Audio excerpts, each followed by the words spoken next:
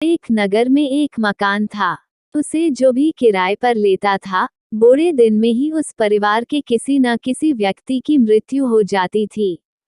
वह मकान इतना बदनाम हो गया था कि उसे कोई किराएदार सस्ते किराए पर भी लेने को तैयार नहीं होता था। लोगों का कहना था कि इस मकान में भूत रहता है। एक दिन एक आदमी आया और किराए का मकान तलाशते तलाशते उसी मकान के आगे खड़ा हो गया। वहां के लोगों ने बताया कि यह मकान खाली तो है और किराया भी बहुत कम है, लेकिन इसमें भूत रहता है। जो भी इसमें आता है, उसके परिवार में से किसी न किसी की मौत हो जाती है और वे मकान खाली करके चले जाते हैं। उस आदमी ने कहा कि कोई चिंता की बात नहीं और मकान किराए पर लेकर उसमें रहने लगा। 2-4 दिन रहने के बाद उस मकान में भूत आया और उस आदमी से मकान खाली कर देने के लिए कहा। साथ ही धमकी दी कि यदि मकान खाली नहीं किया, तो तुझे मार डालूंगा। उसने भूत बैठाया और फिर पूछा, मैं मकान तो खाली कर दूंगा, लेकिन एक बात बताओ, आप आते कहाँ से हो? मैं यमराज के यहाँ से आता हूँ।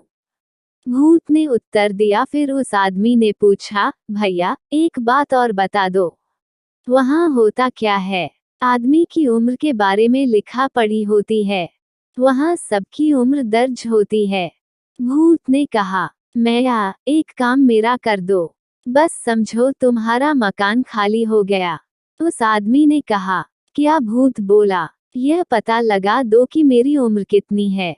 आदमी ने कहा, मैं बता दूंगा। इतना कहकर भूत चला गया।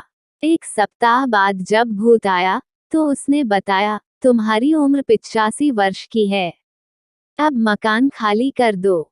मैंने कह दिया तो मकान खाली कर दूंगा, लेकिन एक छोटा सा काम और है।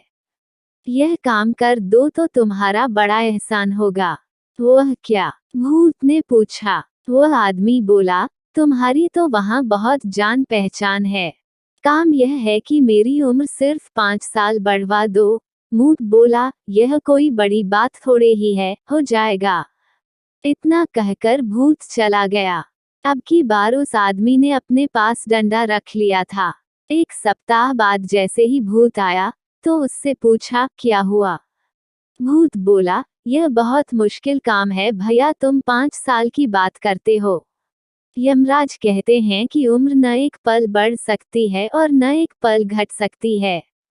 भूत का इतना कहना था कि उस आदमी ने पास में रखा हुआ डंडा उठाया और कहा, भाग जा यहाँ से, नहीं मारते मारते तेरा भुर्ता बना दूंगा। जब यमराज भी मेरी उम्र को न एक पल बढ़ा सकते हैं और न एक पल घटा सकते हैं, तो तू किस खेत की मूली है? इतना सुनते ही भूत भाग गया। उस दिन के बाद उस मकान में भूत नहीं आया। वह ठाठ से रहता रहा। कुछ दिन बाद पड़ोसियों ने उससे पूछा कि भूत ने आपको नहीं सताया? उसने पूरी घटना पड़ोसियों को सुना दी और कहा, मार से तो भूत भी भागता है।